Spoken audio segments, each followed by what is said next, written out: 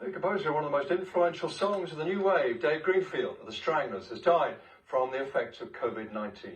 He played keyboard with the band, which had much success in the 1970s and 80s and beyond, with at least 20 hit singles, 17 albums. One of the songs, of course, for which the Stranglers are best known is Golden Brown, which is, as any fan knows, a hit song about heroin.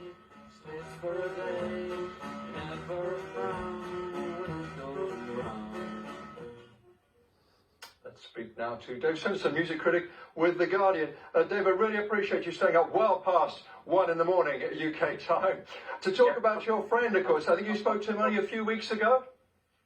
Yeah, I did I think it was about late February. We spoke about the making of a song of theirs called European Female, which was for The Guardian's European Week. And it was on great form, you know, it was really, really funny. Looking forward to the tour that they had, you know, which was actually going to be the farewell tour this year. So I don't know if that will, you know, it's been postponed already because of the virus. I don't know if it means it'll now not go ahead at all. It's kind of hard to imagine the Stranglers without Dave Greenfield, I must admit.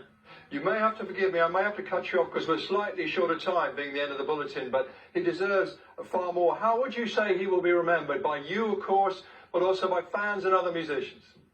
Well, he was a very strange character to wind up in a punk band. You know, he was a prog rocker with a moustache and long hair that joined a punk band, and in doing that, he gave them a musicality that nobody else in that original punk scene really had. They were very, very different.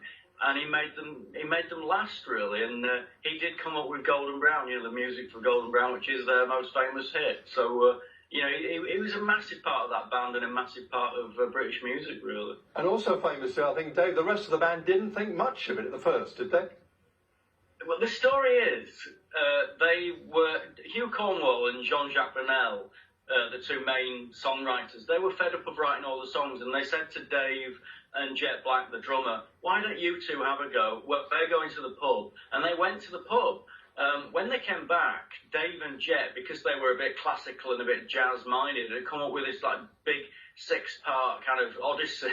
And the other two said, well, we can't use this, it's rubbish. But the one buried in there was this melody, you know, of Dave's, which became Golden Brown. And yeah, I don't think they particularly thought that much of it at the time.